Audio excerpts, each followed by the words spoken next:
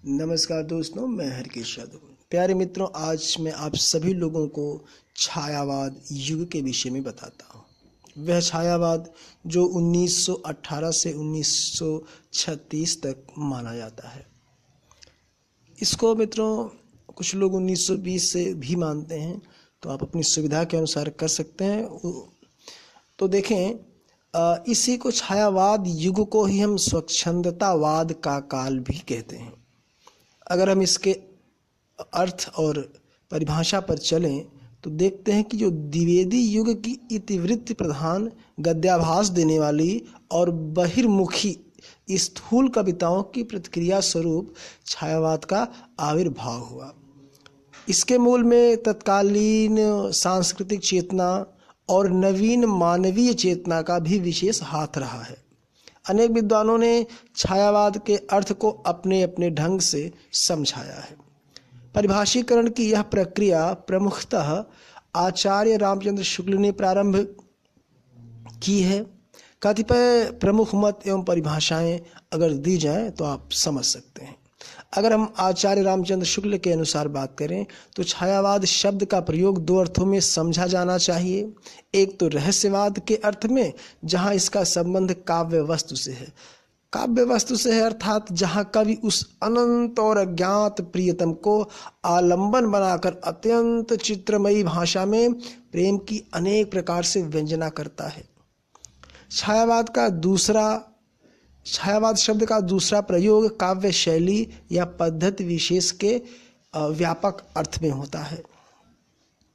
अगर अब हम बात करें आचार्य नंद दुलारे वाजपेयी के अनुसार, वो कहते हैं कि मानव तथा प्रकृति के सूक्ष्म किंतु व्यक्त सौंदर्य में आध्यात्मिक छाया का भान छायावाद की सर्वमान व्याख्या हो सकती है।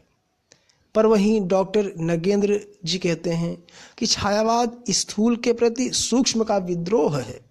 वह एक विशेष प्रकार की भाव पद्धति है और जीवन के प्रति विशेष प्रकार का भावनात्मक दृष्टिकोण है।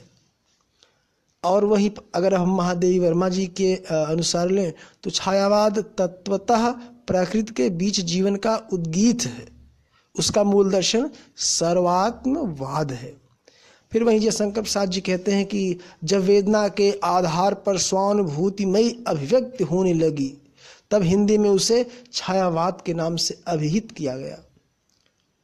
ध्वन्यात्मकता, लाक्षणिकता, सौंदर्यमय प्रतीक विधान तथा उपचार वक्रता के साथ स्वानुभूति की विवृत्ति छायावाद की विशेषताएं हैं।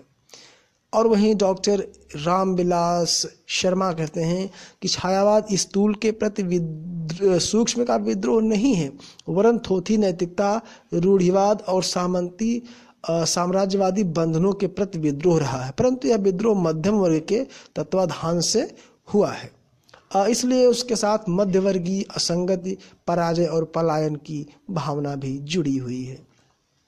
डॉक्टर नामवर सिंह कहते हैं कि छायावाद उस राष्ट्रीय जागरण की अभिव्यक्ति है जो एक और पुरानी रूढ़ियों से मुक्ति चाहता है तथा दूसरी ओर विदेशी पराधीनता से।